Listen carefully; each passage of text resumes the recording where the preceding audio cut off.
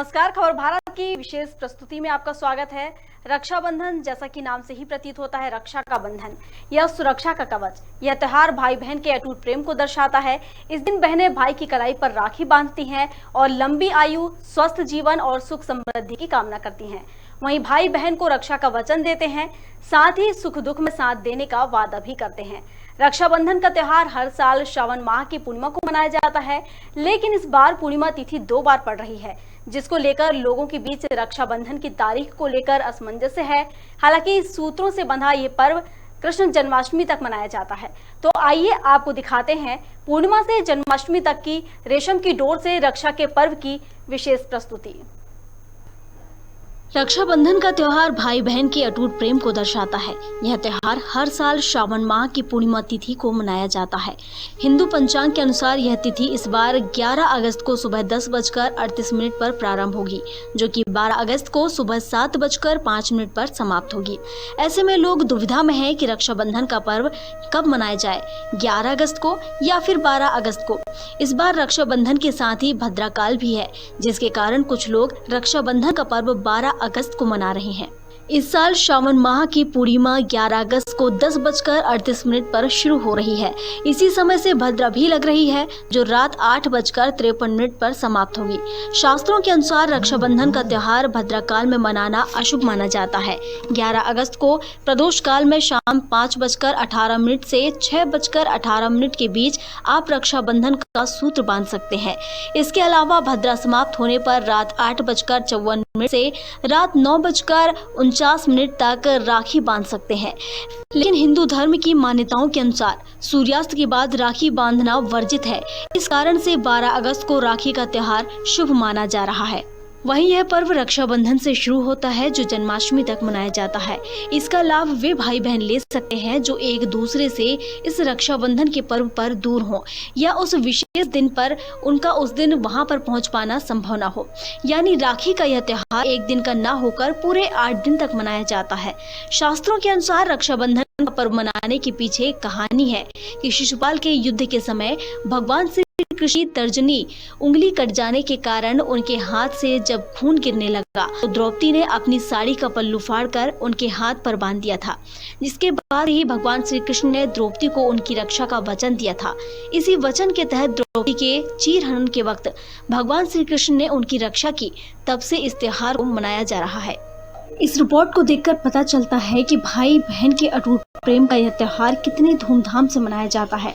साल भर के इंतजार के बाद यह त्योहार आता है और इसे मनाने में भाई बहन कोई कसर नहीं छोड़ना चाहते। दुकानों पर सजी राखी की दुकानों को देखते ही बहनें ये कल्पना करने लगती हैं कि इस बार उनके भाई की कलाई पर कौन सी राखी जचेगी। वहीं भाई भी इस सोच में डूबे रहते हैं कि अपनी सामर्थ्य के अनुसार वे ऐसा कौन सा तोहफा दें कि बहन खुश हो जाए। पर जो भी हो, इस त्योहार का रंग तोहफों की कीमत या कमी से कम नहीं होता। दोनों के बीच हमेशा प्रेम बना रहे, यही कामना की जाती है। साथ ही बहन अपने ससुराल में आयोजित हर कार्यक्रम में गर्व के साथ भाई को बुलाती रहे और भाई हर बुरे वक्त में बहन के साथ रहे और उसकी ताकत बने। यही भाई का रक्षा का संकल्प है। ये खबर भारत की विशेष प्रस्तुति आप देख रहे थे, जहां पूर्णिमा से लेकर जन्माष्टमी तक की और रेशम की डोर से रक्षा के पर्व तक की विशेष प्रस्तुति हम आपको दिखा रहे थे। और इस पर विस्तार से जानकारी के लिए स्टूडियो में हमारे साथ मौजूद हैं ज्योतिष आचार्य गोविंद शास्त्री जी। गोविंद जी, बहुत स्वागत है आपका खबर भारत में। जय श्री। शास्त्री जी, सबसे पहले तो मैं यही जानना चाहूंगी कि इसका शुभ मुहूर्त क्या है, क्योंकि लोगों में कहीं ना कहीं संशय बना हुआ है कि आखिर 11 को रक्षाबंधन मनाया जाए या फिर 12 को मनाया जाए, क्योंकि इस बार देखा जाए तो 2 बार। 11 अगस्त को 9:27 के बाद पूर्णिमा शुरू हो जाएगी। जैसा कि बहुत सारे विद्वान और बहुत सारे अखबार और सोशल मीडिया पे चल रहा है कि 11 अगस्त को रक्षाबंधन मनाया जाए या 12 को मनाया जाए, तो 11 अगस्त को ही रक्षाबंधन मनाना चाहिए, क्योंकि 12 अगस्त को सुबह 7:05 तक पूर्णिमा रहेगी। इसके आगे पूर्णिमा नहीं है। 11 अगस्त को, जैसा कि सर्वविदित है और लोग डर रहे हैं कि आवास है रात को 8:00 तक, तो भद्रा होने की वजह से रक्षाबंधन नहीं बांधना चाहिए, राखी नहीं बांधना चाहिए। तो भद्रा की स्थिति कब शुभ होती है और कब अशुभ होती है, इसके बारे में जब तक जानकारी नहीं होगी तब तक कुछ भी लोग बोलते रहेंगे। तो प्रामाणिक बात शास्त्रों की यह है कि कुंभ, मीन, कर्क और सिंह राशि में चंद्रमा हो तो भद्रा मृत्यु लोक में रहती है। तो उस दिन मकर में चंद्रमा है। मकर में चंद्रमा होने की वजह का मतलब यह है, मकर में चंद्रमा है तो भद्रा पाताल लोक में है, ना कि मृत्यु लोक में है और ना ही स्वर्ग लोक में। स्वर्ग लोक की भी भद्रा शुभ होती है और पाताल लोक की भी शुभ होती है। तो जब पाताल लोक में भद्रा है तो भद्रा जहां रहती है, जैसे ग्रहण है, चंद्र ग्रहण या सूर्य ग्रहण जब हमारे भारत में पड़ते हैं तो वो जहां दिखाई, ये दृश्यमान है, जहां दिखाई देंगे वहां दोष लगेगा, वहां सूतक लगेगा, वहां दोष मानना पड़ेगा। ऐसे ही भद्रा का है। तो भद्रा जब पृथ्वी लोक में नहीं है, मृत्यु लोक में नहीं है, तो इसका दोष भी नहीं माना जाएगा। ये पाताल लोक में है, शुभ है, इसलिए 9:27 और अगर मैं ये कहूं कि 10:30 बजे से 11 तारीख को 10:30 बजे से दिन में 3 बजे तक, शाम को 4:30 बजे से 6 तक और शाम 6 से 7:30 बजे तक बहनें अपने भाइयों को राखी बांध सकती हैं। किसी भी प्रकार का कोई दोष नहीं है। उस दिन अभिजीत मुहूर्त भी है, तो अभिजीत मुहूर्त में अगर राखी बांधी जाती है दिन में तो वो भी शुभ है। और चौघड़ी जो आपको बता दी, चौघड़ियों में राखी बांधी जा सकती है और ये महापर्व 11 अगस्त को ही मनाना चाहिए। बिल्कुल शास्त्री जी, जैसे कि अभी जो आपने जानकारी है, जैसे कि आपने बताया कि भद्रा भी अलग अलग देखना पड़ता है कि किस उसमें उसके बाद राखी बांधी जाए। तो अगर सभी लोगों को इसका ज्ञान नहीं है, जिसके चलते कहीं ना कहीं जो हमने देखा है हिंदू धर्म में, जैसा कि माना जाता है कि भद्रा काल में राखी नहीं बांधी जाती है, तो लोगों को बस इतना ही ज्ञान है कि भद्रा काल में राखी नहीं बांधी जाती है, जिसके चलते अधिकतर लोग अगर हम देखें तो इस बार दूसरे दिन यानी कि 12 तारीख को राखी मना रहे हैं।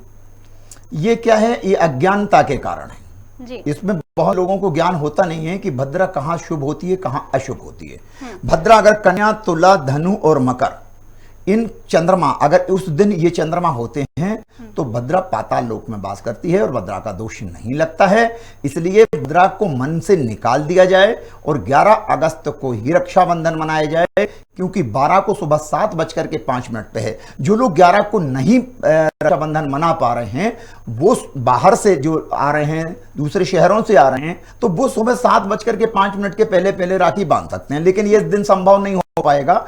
लोगों का कहना है कि पूरे दिन पर्व काल रहेगा, तो बिल्कुल नहीं रहेगा। ये केवल तिथि पर ही आधारित नहीं होता है। रक्षाबंधन का ये महापर्व है। 11 अगस्त को ये भी आपको पता होना चाहिए कि उस दिन श्रावणी उपाकर्म है। श्रावणी उपाकर्म एक ब्राह्मणों के लिए, उनके उपनयन बदलने के लिए, 10 स्नान के लिए, उनके शरीर को पवित्र करने के लिए, मन, कायिक, वाचिक, मानसिक ताप हरण करने के लिए, वेद मंत्रों में तेज उत्पन्न हो जाए, वेद मंत्रों की खुशी हो जाए, इसलिए ब्राह्मण लोग श्रावणी उपाकर्म करते हैं, 10 विधि करते हैं। तो दिन यज्ञोपवीत भी बदला जाएगा, तो उसमें भद्रा का कोई दोष थोड़ी है। शास्त्री जी, जिस तरीके से हम देखते आ रहे हैं कि कहते हैं कि भद्रा काल में राखी नहीं बांधनी है, तो आखिर इसके पीछे की कहानी क्या है? क्यों आखिर ये कहा जाता है कि भद्रा काल है तो राखी नहीं बांधी जाए, उसे अशुभ माना जाता है? भद्रा काल में, जैसे आपने कहा कि भद्रा काल, भद्रा पृथ्वी पे रहेगी, मृत्यु लोक में रहेगी। हाँ। और उस समय अगर राखी बांधी जाएगी तो वो अनिष्ट रहेगा। और राखी ही नहीं, अगर कोई भी मांगलिक कोई शुभ कार्य भद्रा के समय किया जाता है तो वो सफल नहीं होता, उसमें व्यवधान उत्पन्न होते हैं, उसमें अनिष्ट हो सकता है। इसलिए अशुभ भद्रा में राखी पर्व या कोई मांगलिक कार्य नहीं किए जाते। बिल्कुल। इसकी शुरुआत, इसकी कहानी क्या है, मैं ये जानना चाहूंगी, ताकि हमारे दर्शकों को भी उसके बारे में थोड़ी सी विस्तार से जानकारी प्राप्त हो कि आखिर क्यों ये कहा जाता है कि भद्रा काल में उसे अशुभ माना जाता है, उसमें राखी नहीं बांधी जाती, कोई शुभ काम नहीं किए जाते। इसके पीछे का इतिहास, इसके पीछे की कहानी अगर हम देखें तो क्या रही? जी, भद्रा सूर्य की पुत्री, सूर्य और छाया की पुत्री है भद्रा। हाँ। भद्रा का स्वभाव वैसा ही है जैसा शनिदेव का। ये क्रूर स्वभाव की हैं। तो भद्रा का जब जन्म हुआ तो इनका मुखमंडल, इनके दांत बड़े, इनके हाथ बड़े, इनके 3 पैर, इस प्रकार से अभद्र देख करके, इनका स्वरूप देख करके सूर्य भगवान को चिंता हो गई कि इस बेटी का विवाह कैसे होगा। तो ब्रह्मा जी के पास गए चर्चा करने के लिए। तो ब्रह्मा जी ने इनको जो कर्ण होते हैं, हमारी ज्योतिष में जो कर्ण होते हैं, योग होते हैं, तो उसमें कर्ण को जो 7वां कर्ण है, विष्टि कर्ण है, वहां ब्रह्मा जी ने स्थान दिया और ये कहा ब्रह्मा जी ने भद्रा से कि अगर तुम्हारी उपस्थिति मृत्युलोक में, पृथ्वी लोक में होती है तो तुम किसी भी मांगलिक कार्य को रोक सकती हो, यज्ञ को, अनुष्ठान को, शादी को, विवाह को, मांगलिक कार्य को, व्यापार की शुरुआत को, कोई भी शुभ कार्य में विघ्न उत्पन्न कर सकती हो। तो तब से भद्रा अशुभ मानी जाती है, इसलिए शुभ मांगलिक कार्यों में वर्जित है। इस बार देखा जाए तो कई नक्षत्रों के शुभ योग भी बन रहे हैं।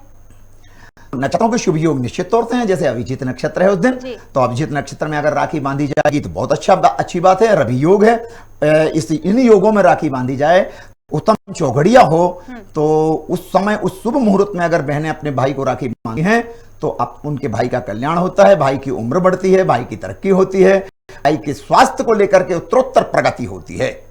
तो ये केवल भाई और बहन का ही त्योहार नहीं है, ये जैसा कि मैं आपको बताऊं कि देवासुर संग्राम हुआ था देवताओं में और दानवों में।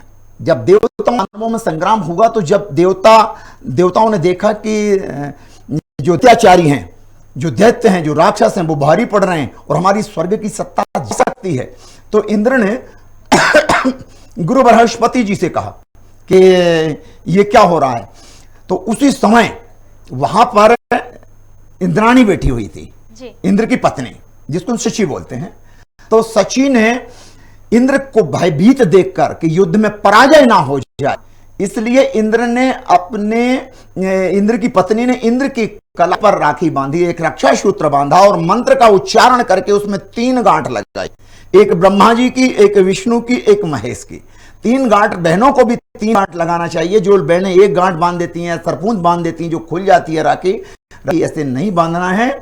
तो जब उन्होंने 3 गांठ इसको बांधी और मंत्र है इस राखी का, बांधने का मंत्र है, रक्षा सूत्र का मंत्र है, एन बद्धो बलि राजा दानवेंद्र बदनामी रक्षे माचल माचल। तो इस मंत्र से राखी बांधी जाती है। तो निश्चित तौर से राखी क्या, एक कच्चा सूत्र भी बांधा जाए तो उस व्यक्ति विशेष की रक्षा होती है। तो इंद्र की पत्नी ने इंद्र को रक्षा सूत्र बांधा, उनको विजय की प्राप्ति हुई। यहां द्वापर काल की मैं अगर आपको बात बताऊं तो शिशुपाल का वध करने के लिए भगवान श्री कृष्ण ने सुदर्शन चक्र उठाया था।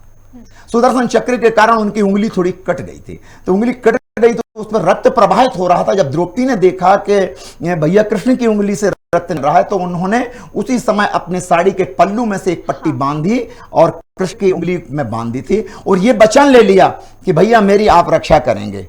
और साथ में कृष्ण ने भी यह वचन दिया कि मैं तुम्हारी हर संभव रक्षा करूंगा। इसलिए महाभारत में विजय का वर्णन, और जहां जहां द्रौपदी को कृष्ण की जरूरत पड़ी भगवान उस समय उपस्थित हुए और द्रौपदी की रक्षा की। तो ये केवल भाई बहन का नहीं है, अब पिता के लिए भी पुत्रियां राखी बांध सकती हैं, पत्नियां अपने पति के लिए राखी बांध सकती हैं।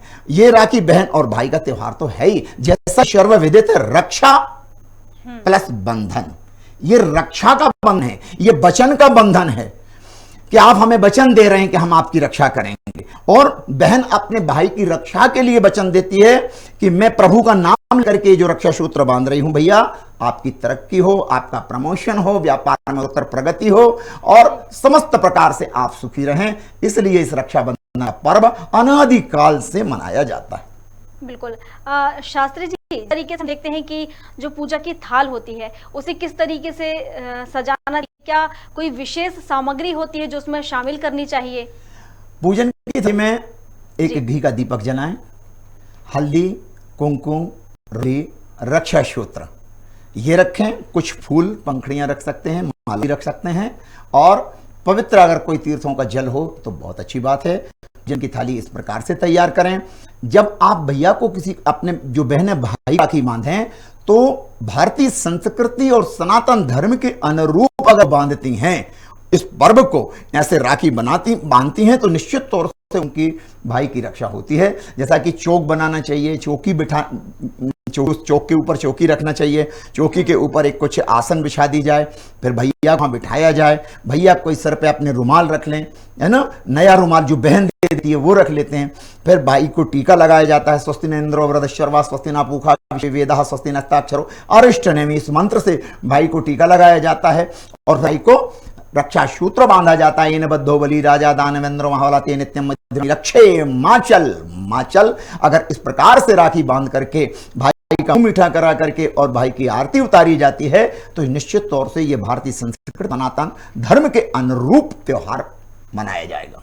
बिल्कुल शास्त्री जी, जैसा कि परंपरा रही है कि नारियल भेंट किया जाता है भाई को, तो ये नारियल भेंट करने के पीछे क्या इसकी सत्यता है? क्यों आखिर वो नारियल भाइयों को भेंट किया जाता है? और दूसरी बात, वो जो तिलक लगाया जाता है, इसका वास्तविक अर्थ क्या है? क्योंकि तिलक लगाते हैं, नारियल भेंट करते हैं, लेकिन मुझे लगता है शायद इसके पीछे का कारण लोगों को नहीं पता है। नहीं, तिलक इसलिए लगाया जाता है कि कोई भी शुभ मांगलिक कार्य में हम तिलक लगाते हैं। कोई भी हम पूजन करते हैं हिंदू धर्म के अनुसार, तो बगैर तिलक के कोई भी पूजन नहीं की जाती। यहां तक कि आप अपने घर में भी बैठते हैं तो आपको तिलक लगाना ही है, और जहां चंदन उचित नहीं होता, कई बार तो वहां जल से भी तिलक लगा दिया जाता है।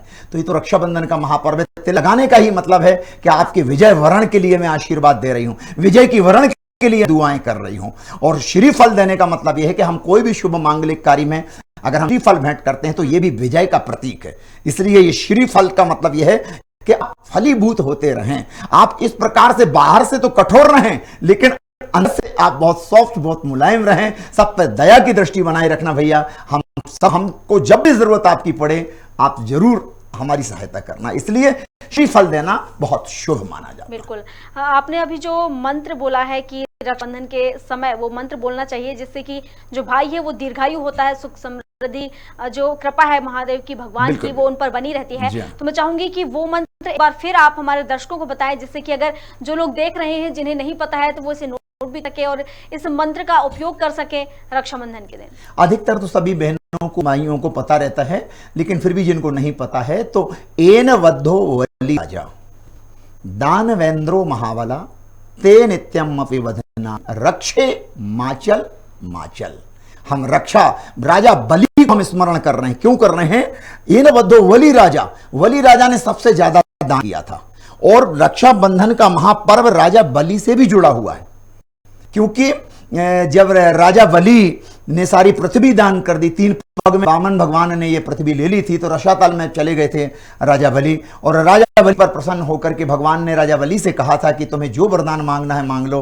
तो राजा बलि ये कहा था कि जब मैं अपने महल से निकलूं, जब मैं अपने घर से निकलूं, तो सबसे पहले आपके दर्शन, तो सबसे पहले दर्शन किसके हो सकते हैं? द्वारपाल के हो सकते हैं। तो भगवान द्वारपाल बनकर के पाताल लोक में रहने लगे। और जब लक्ष्मी जी को यह पता पड़ा कि मेरे पति को तो राजा बलि ने द्वारपाल बना दिया है, तो नारद मुनि से परामर्श, नारद मुनि ने कहा कि देखो एक काम करो, रक्षाबंधन का अगर आप रक्षा जाकर के आप राजा बलि को यह बोलना कि मेरा कोई भाई नहीं है, तो राजा निश्चित तौर से कहेंगे कि मैं आपका भाई हूं। तो जब वो कहेंगे कि मैं आपका भाई हूं, उसी समय आप उनको रक्षा सूत्र बांधना और उनसे वचन ले लेना, उनसे वरदान मांगना। वो निश्चित तौर से कुछ उपहार देने के लिए बोलेंगे कि आपको क्या चाहिए, तो उपहार में आप अपने पति भगवान विष्णु को मांग लेना। उनकी वहां से छुट्टी हो जाएगी और आपको भगवान विष्णु प्राप्त हो जाएंगे। बिल्कुल सीधी सीधी सी बात है। तो जिस दिन द्रौपदी ने यह पट्टी बांधी थी, उस दिन भी श्रावण शुक्ल पक्ष की पूर्णिमा थी। राजा बलि को जब लक्ष्मी जी ने राखी बांधी, तो उस दिन भी श्रावण शुक्ल पक्ष की पूर्णिमा तिथि थी।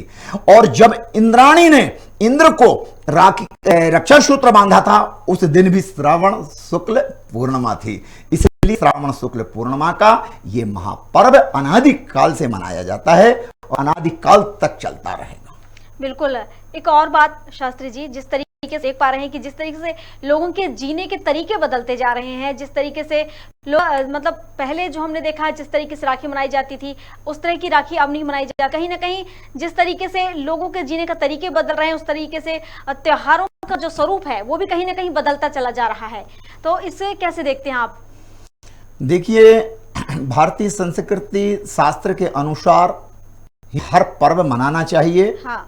विज्ञान कितना भी आगे बढ़ जाए, आप विज्ञान के अनुसार चल करके आप 30 त्योहार मनाएंगे तो ये 30 त्योहार एक दिन भारत की पृथ्वी से विलुप्त हो जाएंगे। ये इसलिए इनको बनाए रखने के लिए हमें हर पर्व धूमधाम से और शास्त्र विधि के अनुसार ही मनाना चाहिए। इसमें किसी भी प्रकार का कोई आडंबर, इसमें किसी भी प्रकार की कोई वैज्ञानिक पद्धति या पाश्चात्य संस्कृति का समावेश नहीं होना चाहिए।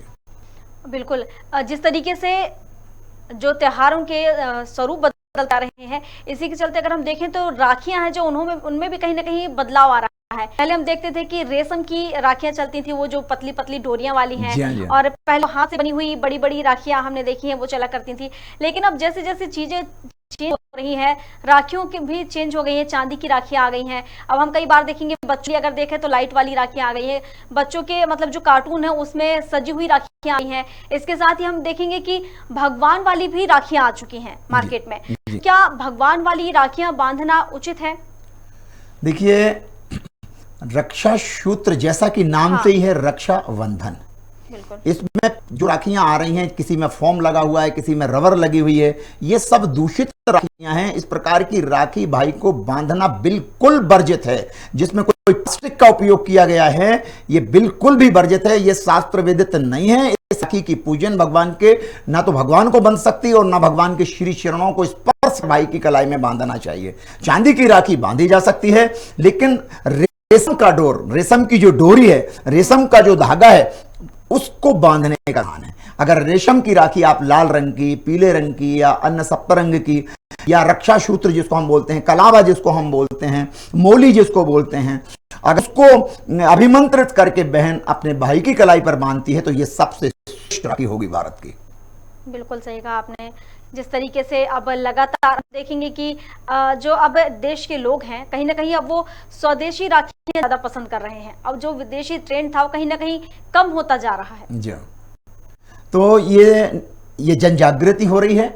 हमारे त्योहारों के प्रति, हमारे धर्म के प्रति लोगों की आस्था बढ़ रही है, लोगों का विश्वास बढ़ रहा है। लोग पाश्चात्य संस्कृति को छोड़ करके वापस हमारी भारतीय संस्कृति की ओर मुखातिब रहे हैं, और ये आने वाले पर्व जो हैं वो बड़ी धूमधाम से, निश्चित तौर से जैसे पहले मनाए जाते थे उसी क्रम में अभी भी मनाए जाएंगे। बिल्कुल। शास्त्री जी, एक बात और मैं आपसे पूछना चाहूंगी। जिस तरीके से त्योहार तो बदल रहे हैं, तरीके भी बदल रहे हैं, राखियां भी बदलती जा रही हैं, उनके ट्रेंड भी बदलते जा रहे हैं, लोगों में जो उत्साह है वो भी कहीं ना कहीं बदलता नजर आ रहा है। मतलब अगर हम देखें तो सभी चीजें कहीं ना कहीं बदलती नजर आ रही है। लेकिन अगर इन सब चीज में अगर हम देखें तो एक चीज आज भी कॉमन है। जिस तरीके से कहते हैं कि पूर्णिमा से लेकर जन्माष्टमी तक राखी बांधी जाती है जी, तो इसका महत्व चाहूंगी आप बताएं। देखिए, पूर्णिमा जिस दिन रक्षाबंधन होता है उस दिन तो राखी बंधेगी। जैसा कि मैं आपको एक बार से दोहरा दूं कि 11 अगस्त को ही राखी का पर्व मनाना चाहिए। ये जो भ्रम है बहनों के बीच में, मेरे पास भी बहुत सारे फोन आ रहे हैं कि शास्त्री जी कब आई जाए राखी, तो 11 अगस्त को राखी मनाना है। और 12 अगस्त को जो लोग छूट जाते हैं वो किसी कारणवश 12 अगस्त को सुबह राखी बांध सकते हैं। और क्या आपने जन्माष्टमी तक राखी? हाँ, जन्माष्टमी तक ये 8 का महापर्व है। एक दिन का महापर्व नहीं है, क्योंकि जन्माष्टमी भगवान श्री कृष्ण के जन्म से जुड़ी है। और भगवान श्री कृष्ण भी रक्षा के सूत्र में बंधे हुए हैं, इसलिए इस पर्व को जन्माष्टमी तक हर्षोल्लास के साथ मनाना चाहिए। जब तक भगवान का कृष्ण का जन्म होता है उस समय भी बहनें अपने दूर दराज की जो बहनें हैं, दूर के शहरों से आती हैं, वो उस समय तक आ जाती हैं। और जन्माष्टमी में एक अंतिम दिवस है वो महापर्व का, उस दिन राखी बांधी जा सकती है। बिल्कुल। जैसा कि हम देखते हैं कि कई बार ऐसा भी देखने में आता है कि एक तिथि 2 बार पड़ती है। जैसे बार पूर्णिमा 2 बार पड़ रही है, कई बार हम देखते हैं कि 11 2 बार पड़ रही है। तो ऐसी तिथियां होती हैं जो डबल पड़ती हैं। तो हमें कौन सी तिथि मनाना चाहिए? क्योंकि कहते हैं कि जो पहली तिथि होती है कहीं ना कहीं वो साधु संत के लिए होती है, और जो दूसरी तिथि होती है, जो व्रत रखने वाली तिथि होती है, वो दूसरे दिन होती है। लोगों को दूसरे दिन व्रत रखना चाहिए। तो इसका मतलब इसके विस्तार से इसकी जानकारी आप दीजिए कि आखिर कौन सी तिथि पर हम लोग व्रत रखें, कौन सी तिथि पर अगर उस त्योहार को मनाया जाए। देखिए, क्या है कि एक तो हमारे शास्त्रों में पंचांग के अनुसार उदया तिथि का मान्य है कि उदया तिथि अगर होती है तो पूरे दिन मान्य की जाती है उदया तिथि। लेकिन अगर कुछ नक्षत्र विशेष आए हैं और उस काल के बाद अगर भद्रा आ रही है या कोई अशुभ योग आ रहा है, तो अगर उदया तिथि में भी वो तिथि नहीं है, जैसे कई बार जन्माष्टमी में हो जाता है, उदया तिथि में होती, लेकिन रात को 12 बजे अष्टमी रहती है, तो लोग जन्माष्टमी उस दिन मना लेते हैं। वैष्णव संप्रदाय वाले एक दिन आगे एक दिन पीछे जन्माष्टमी मनाते हैं, लेकिन इस बार 19 तारीख को ही जन्माष्टमी मनाई जाएगी और सब सामूहिक तौर से मनाई जाएगी। तिथियों का जैसे मैंने आपको बताया कि उदया तिथि को लेकर के जो लोग मनाते हैं तो वो भी ठीक है, शास्त्रोचित है, कोई दिक्कत वाली बात नहीं, कोई परेशानी नहीं। जी बिल्कुल। लेकिन शास्त्री जी, अब तो जैसे जैसे ट्रेंड बदलता जा रहा है, लोगों की सोच भी बदलती जा रही है, और अब तो अगर हम देखें तो प्री रक्षाबंधन रक्षाबंधन लोग मनाने लगे हैं, मतलब रक्षाबंधन आया नहीं है लेकिन उसके पहले ही उसे सेलिब्रेट कर लिया जाता है। ये गलत परंपरा है और ये पाश्चात्य संस्कृति है। इस प्रकार से जैसे प्री वेडिंग शूट लोग करते हैं, ये बिल्कुल हमारे धर्म के अनुरूप नहीं है। ये पाश्चात्य संस्कृति का स्वरूप है और पाश्चात्य संस्कृति का ये मानसिक विकृति का स्वरूप है। ये हम रसातल की ओर हम अपने धर्म को पीछे कर रहे हैं। तो इसमें कोई प्री वेडिंग या ये जो रक्षाबंधन है ये पहले से मनाना ये बिल्कुल न्यायोचित नहीं है। रक्षाबंधन का महापर्व पूर्णिमा तिथि को मनाना चाहिए और साथ में भद्रा की स्थिति, जैसे कई बार ऐसा होता है, पहली बार नहीं हुआ है, ऐसे कई बार पिछले कई सालों के ऐसे उदाहरण है। भद्रा के बाद लोगों ने रक्षाबंधन मनाया है। तो भद्रा की स्थिति को देखते हुए रक्षाबंधन मनाना चाहिए। भद्रा शुभ है, इस समय पाताल लोक में भद्रा रहेगी उस दिन, तो राखी बांध सकती है। और ये जो पाश्चात्य संस्कृति का जो अनुसरण लोग जो बहनें कर रही हैं ये बिल्कुल हमारे धर्म के विपरीत है। शास्त्री जी, अगर मैं रक्षाबंधन की बात करूं, राखी की जो डोर है, राखी का जो वो रक्षा सूत्र है, वो जैसा कि आपने बताया कि दूसरे दिन यानी कि 12 तारीख को बांधा जाएगा। तो मैं ये जानना चाहूंगी कि 12 तारीख को भी वो 12 तारीख को भी बांधा नहीं, 11 तारीख को ही जन्माष्टमी मनाई जाए। हाँ, वो रक्षाबंधन मनाया जाए 11 तारीख को। और 12 को एक ऑप्शन है कि जो लोग 11 को ना मना पाए तो 12 को सुबह 7:05 तक वो पर्व रहेगा। हाँ, मैं वही शुभ मुहूर्त जानना चाहूंगी एक बार फिर से कि हमारे जो दर्शक हैं शुभ मुहूर्त जान पाए कि किस समय आखिर वो रक्षाबंधन बांध सकते हैं। जो बहनें हैं उनके हाथों में, उनकी कलाई में राखी बांध सकती हैं। जो सुरक्षा का कवच है कहना चाहिए दोनों की तरफ से भाई के लिए, वो उनकी कलाई पर वो बांध सकें। सुबह 11:30 अगस्त को सुबह 10:30 बजे से 3 बजे तक, शाम 4:30 बजे से 6 बजे तक और शाम 6 से 7:30 बजे तक, सायंकालीन 7-7:30 बजे तक भी राखी बांधी जा सकती है। ये सब उत्तम और शुभ चौघड़ियां हैं और योग भी अच्छे हैं। अभिजीत योग है, योग, बहुत सारे योग हैं। तो बहनें जो हैं 11 अगस्त को ही इस पर्व को मनाएं। बिल्कुल, आप देख रहे हैं, ये हम आपको बता रहे हैं। हमारे साथ शास्त्री जी जुड़े हुए हैं, ज्योतिष आचार्य हैं, जो बता रहे हैं कि इन्होंने तारीख बताया, शुभ मुहूर्त बताए हैं कि 11 तारीख को ही आप सभी रक्षाबंधन बनाएं। और ये जो देखा जाएगी जो तिथि, जो शुभ मुहूर्त हमें शास्त्री जी ने बताया है, उस मुहूर्त पे आप अपने भाई की कलाई पर, अपने भाई के हाथों पर वो जो रक्षा सूत्र है उसे बांध सकते हैं और सुरक्षा कवच अपने भाई को पहना सकते हैं, बांध सकते हैं भाई के हाथ में। तो आप भी शास्त्री जी के ने जो शुभ मुहूर्त बताया है उस पर अपने भाई को जरूर राखी बांधिए। शास्त्री जी, इसी के साथ मैं आपको यहीं पर धन्यवाद देना चाहूंगी। शुक्रिया आपका विशेष जानकारी के लिए। ये हमारे साथ जुड़े हुए थे ज्योतिष आचार्य गोविंद शास्त्री जी, जो हमें तमाम जानकारी दी। उन्होंने बताया कि क्या शुभ मुहूर्त होगा, किस समय आप राखी बांध सकते हैं। हालांकि 11 तारीख शुभ मुहूर्त बताया शास्त्री जी ने हमें, जिसमें उन्होंने कई शुभ टाइम बताया है, समय बताया है जिस समय पर आप अपने भाई की कलाई में राखी बांध सकते हैं। और इसी के साथ इस खास प्रस्तुति में बस इतना ही। अधिक जानकारी के लिए आप बने रहिए खबर भारत के साथ और देखते रहिए खबर भारत। नमस्कार।